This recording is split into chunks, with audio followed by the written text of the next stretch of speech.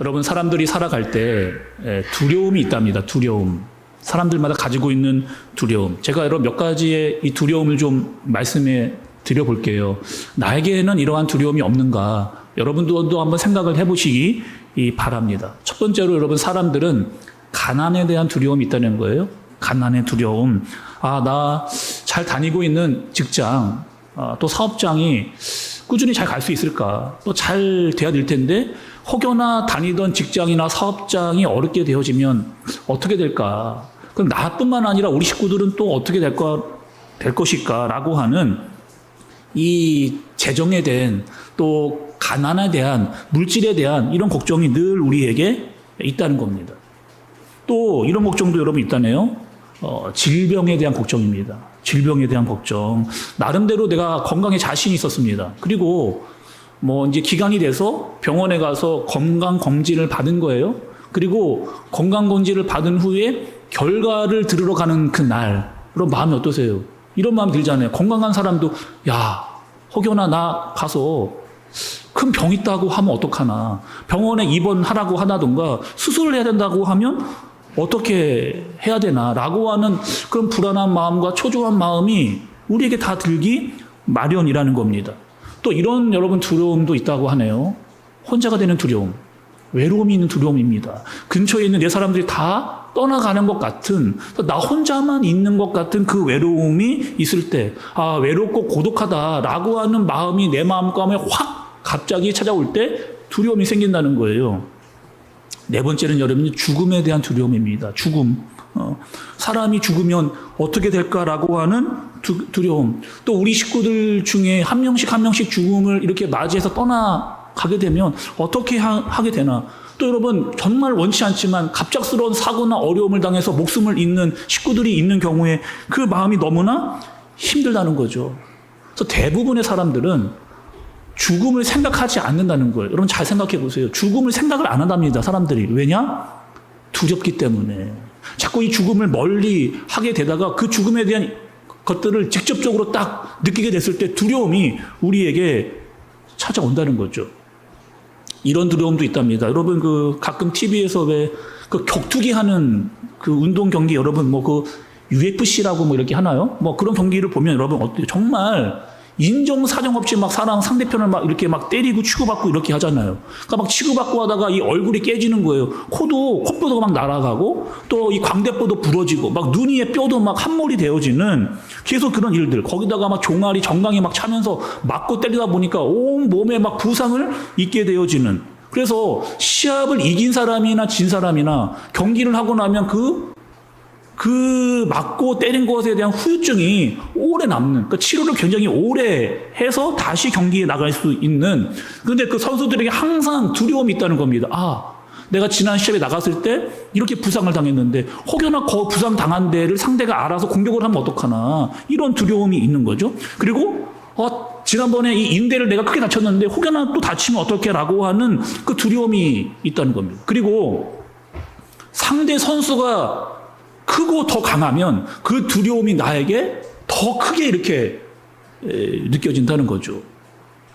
오늘 여러분, 이제 우리가 여호수아의 말씀을 시작하게 됐습니다. 여러분, 여호수아가 오늘 말씀에 딱 1장에 등장을 하는데, 마치 여러분 어떤 선수들이 이렇게 입장할 때 애국가가 울리거나 사람들이 환호를 부르거나 빵빠레를 울리거나, 여호수아가 등장하는데 그런 것 없습니다.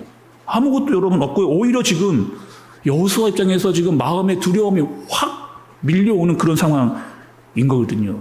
큰일이 났어요. 큰일이 났습니다. 어떤 큰일이에요? 모세가 여러분, 모세가 어떤 사람이에요? 이스라엘을 여기까지 인도해서 그 출애굽을 해서 가나안까지 수백만 명의 사람들을 다 데리고 이끌고 나왔던 그 모세가 지금 죽었습니다. 이 이스라엘 사람들 입장에서 여러분, 우리 애들의 표현하면 멘붕이 온 거죠, 멘붕. 이거 모세가 죽었다고? 지금 이 가나안 땅으로 들어가야 되는데 모세가 죽었다는 거예요. 지금까지는 모세가 하는 대로 그냥 따라하면 됐거든요. 모세가 앞으로 가면 같이 나아가면 됐습니다. 그냥 이거 하라고 하면 그 말씀을 따라서 그냥 하면은 큰 문제가 없었어요. 그렇게 40년을 우리가 살아왔거든요. 그리고 이제 거의 다 왔어요. 이제 저 앞이 보이면 바로 이 가나안 땅에 요단강만 건너면 이제 우리가 그렇게 기다리고 그렇게 힘들게 찾아왔던 그 가나안 땅에 들어갈 수 있는 아주 중요한 그 시점에 누가 죽었느냐? 모세가 죽는, 와, 이거 진짜 이게 사실인가? 이거 현실인가? 이게 어떻게 된 거지? 이러한 상황에 빠져 있는 이스라엘의 모습을 볼 수가 있는 거죠. 조금 더 여러분, 오늘 말씀을 통해서 조금 더 모세를 살펴보자면 여러분 이렇거든요. 오늘 우리가 말씀에서 1장부터 9절까지 읽었어요. 근데 1장은 여호수아가 등장하는 장이다 말씀드렸잖아요. 근데 여호수아의 이름보다 모세의 이름이 더 많이 나옵니다. 여호수아는 1장 1절에 한 번 나와요. 근데 모세 이름은 계속해서 6번이나. 그럼 이걸 뭘 이야기하는 거예요? 이스라엘 사람들에게 있어서 이 모세가 그만큼 중요했던 아주 우리의 정신적인 지주였던 그런 지도자였다라고 하는 사실을 알려주는 겁니다. 거기다가 죽음을 당했는데 이 죽음을 받아들이기가 너무 어려운 거예요. 왜 그러느냐? 왜 이스라엘 사람들은 모세가 죽었는데, 물론 정신적인 지주였기도 했지만 왜 받아들이기가 어려웠느냐? 말씀을 보니까 신명기 34장 7절에 이렇게 기록이 되어져 있습니다. 모세가 죽을 때 나이 120세였으나 그의 눈이 흐리지 아니하였고 기력이 쇠하지 아니하였더라. 그러니까 모세가 120까지 살았는데 지금 당장 죽을 것 같지는 않았던 거예요. 왜? 아니, 지금 눈도 흐리지를 않고 기력도 아주 건강하게 있었던, 근데 그렇게 건강했던 모세가 갑자기 죽는다라고 하고 생각하는 것은 이스라엘 사람들에게 너무나 갑작스러운 일이 된 거죠. 아니, 멀쩡하게 활동하고 걸어다니던 그 모세가 갑자기 죽었다고? 라고 하는 이 사실을 이스라엘 사람들이 받아들이기가 어려웠던 겁니다. 여러분, 이스라엘 입장에서는 이게 큰일 난 거죠, 지금. 근데 하나님 편의 입장에서는 여러분, 하나님 편에서 모세가 죽은 거는 이런 겁니다. 지금 모세가 할 일을 다 한 거죠. 이스라엘 입장에서는 하나님, 지금 모세 데려가면 안 됩니다. 데려가시면 안 돼요. 지금 가나안에 들어가면 할 일이 더 많은 이 시점에 데려가는 것 맞지 않습니다. 라고 갑자기 지금 쉽게 말하면 급사한 거거든요. 갑자기 죽어버리는. 그래서 이 감당할 수 없는 이 혼동의 소용돌이에 빠져 있는데, 하나님 편에서 보면 이 모세는 자신의 해야 할 일들을 다 마친 하나님의 시간표에 딱 맞도록 하나님께서 부르신 겁니다. 처음에 하나님께서 모세를 부르실 때 사명을 주셨어요. 그 사명은 뭐예요? 내 백성 이스라엘 백성들을 끄집어내라는 거였습니다. 출애굽시키라는 거예요. 그리고 내가 너에게 명령한 것은 어디까지라는 거예요? 가나안 그 앞까지. 가나안에 들어가는 게 아니고 가나안 그 앞까지 내 백성 이스라엘을 데리고 가는 게 내가 너에게 준 사명이다. 그러니 너는 그 사명을 다 했으니 이제 나에게 이제 오라는 거예요. 할 일을 다 했으니 오히려 하나님 입장에서는 모세에게 수고했다는 거죠. 애썼다는 거죠. 그리고 나에게 이제 오라라고 이렇게 이야기를 하는 겁니다. 두 번째로 여러분도 말씀을 보니까 신명기 34장 6절에 이런 말씀이 있습니다. 벳부올 맞은편 모압 땅에 있는 골짜기에 장사되었고 오늘까지 그에 묻힌 곳을 아는 자가 없느니라 이렇게 이야기했어요. 그러니까 벳부올 맞은편 모압 땅에 분명히 지금 어떻게 했느냐? 이 모세가 죽어서 장사를 지냈거든요. 한마디로 말하면 쉽게 말하면 이런 거예요. 장례식을 치른 겁니다. 장례식을 치르고 분명히 그를 무덤에 묻었거든요. 근데 그 무덤을 아는 자, 아니 분명히 모세를 묻기는 묻었는데 그 무덤을 아는 자가 없다. 여러분 이거는 또 무슨 얘기예요? 하나님께서 그 무덤을 사람들이 알지 못하도록, 왜 여러분 왜 그 무덤을 알지 못하게 했을까? 그 무덤조차 너무나 이스라엘 백성들에게 상징적인 인물이었기 때문에 그 무덤조차도 그들에게 우상이 될까 봐 매번 그 무덤을 찾아가서 거기에 절하고 비나이다 우리를 뭐 도와주옵소서라고 그 무덤조차도 우상이 될까 봐 하나님께서 그 무덤조차도 사라져 버리게 했던. 그러니까 여러분 모세가 이 정도의 이스라엘의 지도자로서 큰 역할을 했던 사람이라고 하는 것을 볼 수가 있는 거죠. 지금 이스라엘 사람들도 뭐 멘붕이 왔지만 가장 큰 마음의 어려움을 지금 경험하고 있는 사람은 여호수아거든요. 여호수아가 모세와 함께 있을 때는 두려움이 없었어요. 아니 여러분 지금 잘 한번 생각해 보시면 40년 전에도 내가 왔거든요. 정탐꾼으로 정탐꾼으로 바로 지금 이 가나안 땅에 앞에 와서 실제로 12명의 정탐꾼들이 그 안에 들어갔다가 나왔습니다. 그리고 10명은 이거 안 돼. 들어갈 수 없어. 지금 100% 질 거야. 라고 이야기를 했는데 나랑 갈렙만 들어가면 된다. 싸워 이길 수 있다. 라고 이야기했던 가장 중요했던 근거 중에 하나는 무엇이냐면 모세가 우리와 함께 있기 때문에 가능하다. 그렇게 이야기를 했거든요. 근데 이제 그 모세가 죽고 마치 홀로 여러분 우리가 말씀드렸던 그 두려움에 홀로 남아있는 것 같은 많은 이스라엘 백성들이 있지만 내가 홀로 남은 것 같은 그 영적인 외로움을 느끼고 있는 여호수아의 모습을 우리가 말씀에서 찾아내야 됩니다. 그럼 말씀 이렇게 이야기하시는 거예요. 여러분 2절의 말씀인데 우리 같이 한번 여러분 2절의 말씀을 읽어볼게요. 2절의 말씀입니다. 함께 볼게요. 시작. 내 종 모세가 죽었으니 이제 너는 이 모든 백성과 더불어 일어나 이 요단을 건너 내가 그들 곧 이스라엘 자손에게 주는 그 땅으로 가라. 이렇게 얘기합니다. 그러니까 하나님께서 여호수아에게 가장 먼저 한 말은 뭐냐면 일어나라는 거예요.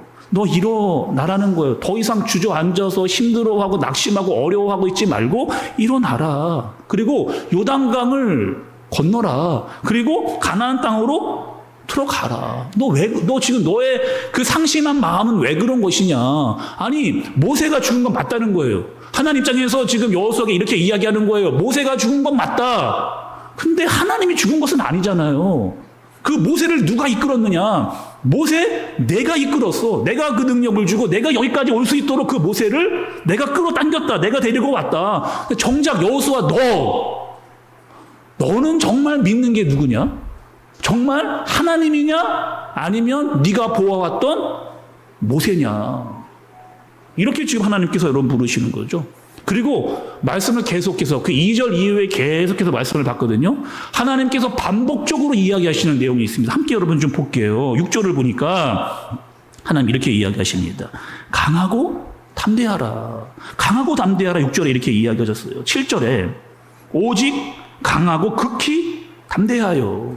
9절에 보니까 내가 내게 명령한 것이 아니냐. 강하고 담대하라. 두려워하지 말고 놀라지 말라. 계속해서 하나님께서 강하고 담대하고 두려워하지 말고 놀라지 말라. 이렇게 이야기하시는 이유는 왜요? 여호수아가 그만큼 계속해서 두려워하고 이렇게 자신을 컨트롤할 수 없는 그런 마음 가운데에 내가 앞으로 어떻게 해야 되는지라고 하는 그 생각에 빠져 있었기 때문에 하나님이 계속해서 강하고 담대하고 두려워하지 말고 놀라지 말라라고 이야기를 하시는 거죠. 제가 말씀 이렇게 준비하는데 여러분 제가 말씀 준비하는데 한샘교회에 왔을 때가 제가 이렇게 처음 생각이 나더라고요. 제가 부목사 있을 때는 전혀 알 수 없었던 것들이 있었습니다. 담임 목사로 왔을 때. 부목사로 있을 때는 여러분 이런 제 생각이 이래서 빨리 담임 목사로 나갔으면 좋겠다. 하나님 빨리 어떻게든 좀 담임 목사로 나갈 수 있도록 그렇게 해주세요. 그렇게 기도를 제가 솔직히 지금에 와서 여러분께 이렇게 할 수 있습니다. 그리고 담임 목사님 되면 아마 나는 그때의 담임 목사님보다는 더 잘할 수 있을 거야.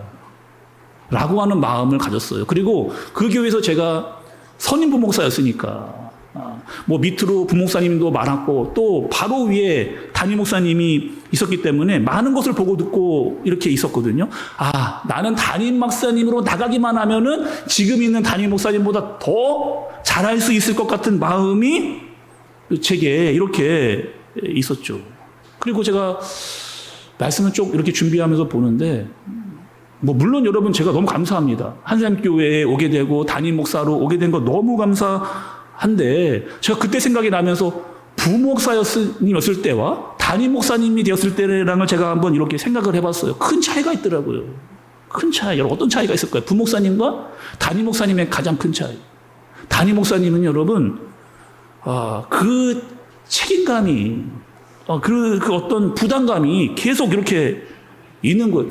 부목사일 때는요 조금 잘못하는 경우 있잖아요. 그러면 그냥 담임 목사님한테 가서 목사님 제가 이렇게 하다 조금 제가 잘못을 했거든요. 그러면 그랬냐? 걱정하지 말아라. 그러면서 담임 목사님이 웬만한 거 다 이렇게 카바를 이렇게 해주셨습니다. 모르는 거 있잖아요. 모르면 가서 그냥 물어보면 돼요. 목사님 이거 어떻게 하면 되는 거예요? 물어보면 목사님이 다 일일이 자세하게 다 이렇게 주셨거든요. 근데 제가 담임 목사님이 되고 보니까요. 누구에게 참 물어보기도, 그리고 어떻게 좀, 그리고 내가 담임 목사라고 하는 생각을 하고 나니까 이 책임감과 부담감이 계속 이렇게 저에게 이렇게 찾아오는 거예요.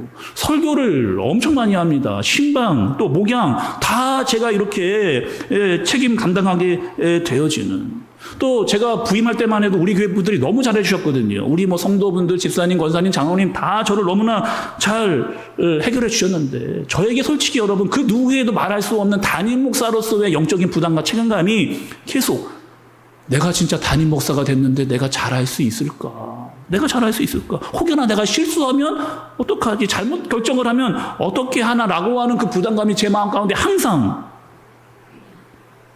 새벽 기도를 안 할 수가 없더라고요.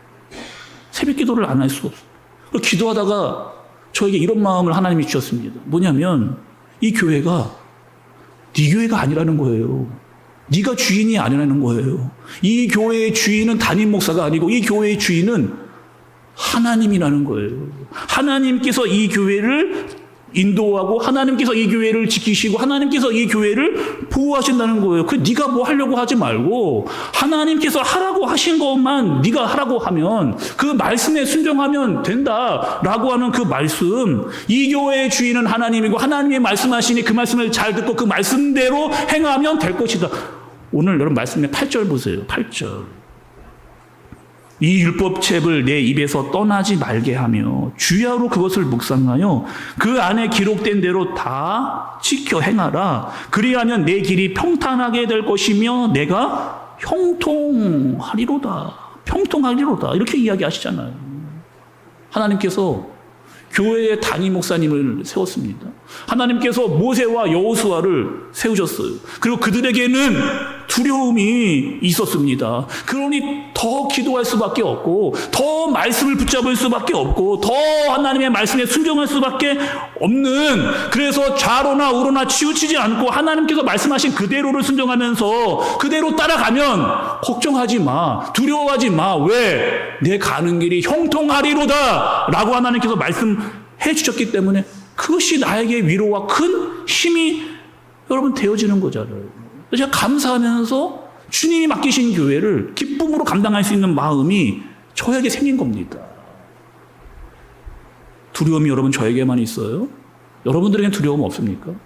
처음에 시작된 대로 가난에 대한 두려움이요, 질병에 대한 두려움, 외로움과 죽음에 대한 두려움, 여러분 그 두려움이 갑자기 찾아올 때가 있잖아요. 갑자기 확 나에게 몰려올 때가 여러분 있잖아요. 이거 내가 어떻게 해야 되는가? 나 이거 큰 병에 걸렸다고 하는데 내 마음 어떻게 감당할 수가 없어서 너무나 낙심되고 지치고 어렵고 힘든 경우가 있잖아요. 마음에 엄습해오고 마음에 찾아와 그 부담으로 낙심에 주저앉고서 울고 싶은 마음이 가득 들어질 때가 여러분 있잖아요. 근데 말씀이 이렇게 이야기합니다. 반복적으로 하나님 우리에게 강하고 담대하라. 강하고 담대하라. 그런데 여러분 밑도 끝도 없이 아무 기반도 없이 그냥 강하고 담대하라 이렇게 이야기를 하지 않으시고, 여러분 그 강하고 담대하라라고 하시는 그 말씀과 계속해서 붙어 나오는 말씀이 있어요. 여러분 보세요. 5절의 중반부입니다. 내가 모세와 함께 있었던 것 같이 너와 함께 있을 것이니라. 내가 너를 떠나지 아니하며 버리지 아니하리니. 9절도 보세요. 내가 내게 명령한 것이 아니냐. 강하고 담대하라. 두려워하지 말며 놀라지 말라. 내가 어디로 가든지 내 하나님 여호와가 너와 함께 하느니라 하시니라. 함께 내가 어디를 가든지 네가 어디를 가든지 내가 너와 함께 동행하겠다. 제가 여러분 이 말씀 보는데 하나님이 여호수아에게만 이 말씀을 한 게 아니더라고요. 다른 사람에게도 이 이야기를 하셨어요. 제가 또 성경을 찾아봤잖아요. 누군가 찾아봤더니 좀 보겠습니다. 성경을. 열왕기하 18장 7절에 여호와께서 그와 함께 하시매 그가 어디로 가든지 형통하였더라. 역대상 18장 13절 뒷부분에 보니까 어디로 가든지 여호와께서 이기게 하셨더라. 사무엘하 8장 6절 또 뒷부분에 보니까 어디로 가든지 여호와께서 이기게 하시니라. 어디로 가든지, 네가 어디를 가든지. 그럼 이 사람의, 이 지금 말씀을 듣는 사람은 누구예요? 여호수아이기도 했고 지금 다윗에게 하나님께서 이야기해 주시는, 네가 어디로 가든지 내가 함께 하겠다. 우리가 그런 말씀을 들으면서 다윗이 받은 축복이 뭐예요?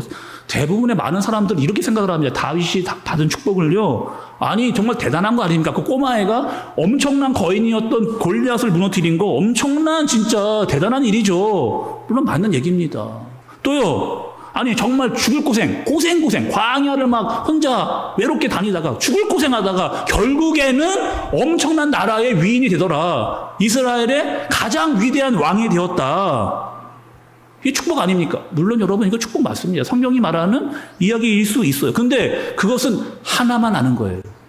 그것은 다윗에 대해서 하나만 아는 겁니다. 더 중요한, 성경이 이야기하면서 다윗에게 이야기했던 그 축복은 무엇이다? 우리가 조금 전에 계속해서 읽었던 대로 내가 너와 함께 하겠다는 거예요. 어디를 가든지, 네가 어디를 가든지 내가 너와 함께 하겠다라고 하는 이 말씀을 다윗이 잊지 않고 받아서 그분과 함께 살아가니 하나님이 하시는 그 모든 일들이 다 형통하게 되었더라. 만나는 모든 일들을 이기게 하셨더라 라고 성경이 기록하고 있는 거예요.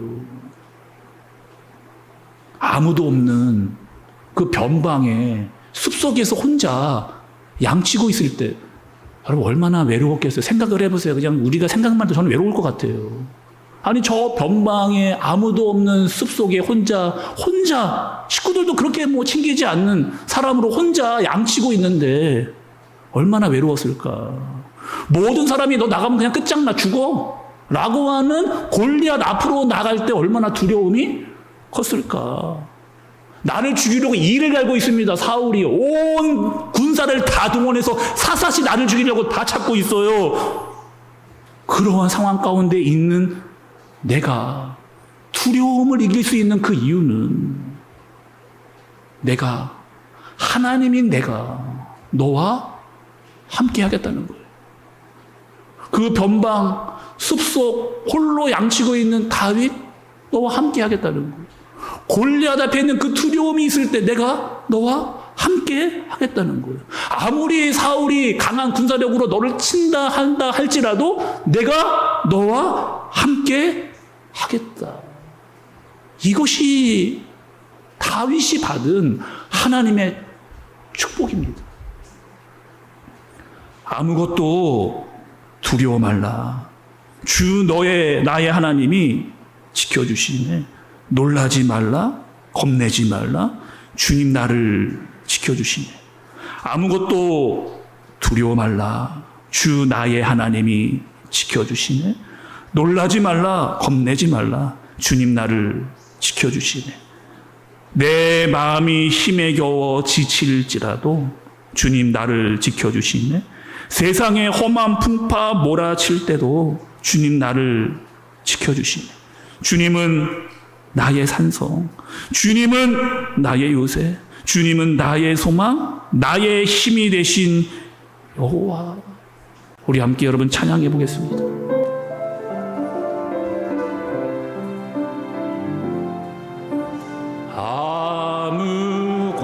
아무것도 두려워 말라. 주 나의 하나님이 지켜주시네. 놀라지 마라. 겁내지 마라. 주님 나를 지켜주. 아무것도 두려워 말라. 아무것도 두려워 말라. 주 나의 하나님이 지켜주시네. 놀라지 마라.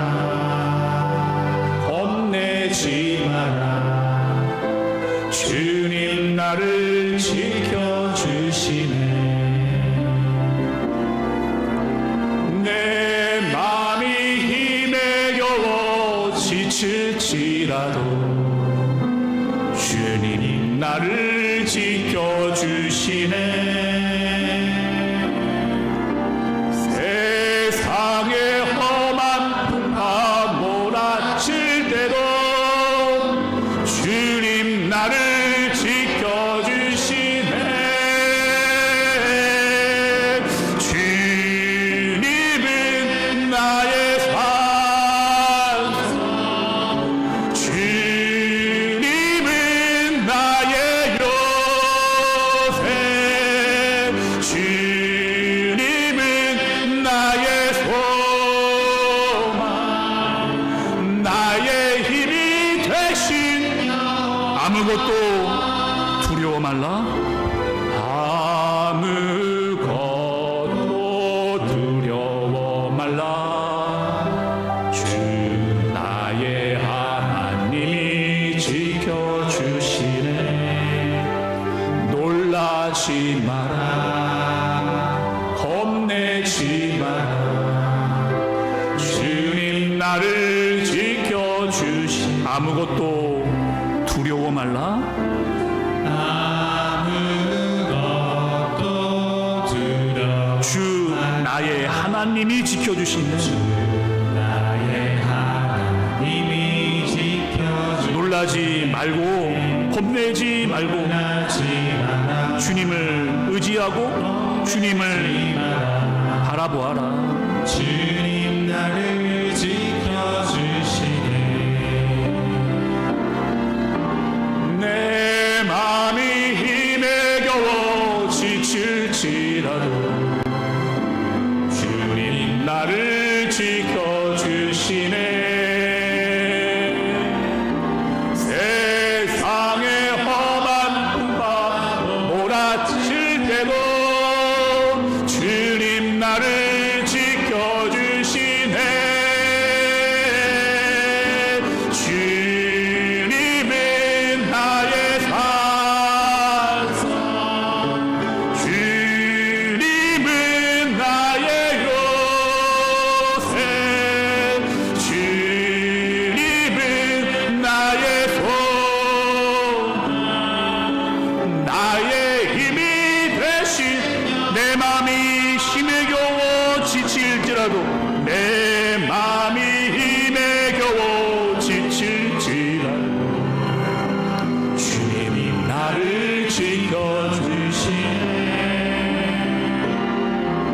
세상의 험한 풍파 몰아칠 때도 주님 나를 지켜주시네. 주님은 나의 산성, 주님은 나의 요새, 주님은 나의 소망, 나의 힘이 되시며. 사랑하는 우리 안생교회 성도 여러분, 혹여나 여러분 두려운 마음을 가지고 이 자리에 나오신 분이 있습니까? 가난 때문에, 질병 때문에, 외로움 때문에, 죽음 때문에, 갑작스럽게 찾아온 그 두려움 때문에 감당할 수 없는 그 마음 때문에 마음이 무겁고 낙심하고 우울해 있는 우리들에게 내가 앞으로 어떻게 해야 되지? 어떻게 해야 되나라고 하는 그런 마음이 들어올 때, 내가 믿고 있었던 사람, 돈, 회사 다 그것이 사라진 것 같아서 어찌할 바를 몰라하고 있는 나에게 오늘 주님이 나에게 이렇게, 여호수아야 나다. 네가 의지할 것 모세 아니고 나다. 여호와 하나님이다. 여기까지 인도한 나다. 출애굽을 시켜 광야에서 가나안까지 인도했던 나 하나님을 바라봐라. 그리고 나를 의지해서 그 가나안 땅으로 들어가라. 강한 마음, 담대한 마음, 두려워하지 말고 놀라지 말고 내가 너와 함께하겠다 라고 하는 이 말씀을 붙들고 사는 저와 여러분들이 되어지시기를 예수님의 이름으로 축복합니다. 우리 시간 들은 말씀을 기억하면서 여러분 한번 기도하도록 하겠습니다. 여호수아는 두려웠습니다. 나와 함께 있었던 모세가 죽었거든요. 모세가 다 할 것 같았는데, 그냥 따라만 갈 거면 될 것 같았는데, 알고 보니 내가 믿고 있었던 거는 모세였습니다. 그 모세가 가나안 땅도 들어가 다 해결해 줄 줄 알았는데 세상이 내 생각과 마음대로 되지 않아. 여호수아가 깨달았습니다. 하나님이 알려주셨습니다. 너 여기까지 온 거 누구 때문이니? 출애굽을 시켜서 광야에서 먹이고 입힌 거 누가 한 거니? 그리고 두려워하지 말고 놀라지 말고 내가 너와 함께, 내가 어디로 가든지 너와 함께, 내가 너와 동행하면서 너를 인도해 줄게. 걱정하지 마. 이렇게 이야기하십니다. 혹여나 여러분, 우리도 다른 것 의지하면서 살고 왔습니까? 세상의 돈, 사람, 또 회사, 세상에 치여 사느라 사람들과 이야기하느냐, 먹고 사는데 바빠서 잊고 살았던, 그런데 여기까지 인도해 주신 분이 하나님이었고, 다시 일어나라고 말씀하신 분도 함께 하나님이었고, 내가 너와 함께 하겠다라고 말씀하신 분도 하나님이었습니다. 하나님, 다시 일어나겠습니다. 주님을 의지하겠습니다. 주님을 더 붙잡고 더 기도하고 더 말씀에 의지하고 주 뜻대로 살아가겠습니다. 주님, 나와 함께하여 주옵소서. 우리 여호와의 수아의 심정으로 함께 마음을 모아서 주님과 함께 동행하는 삶을 살게 하여 주옵소서. 함께 기도하도록 하겠습니다.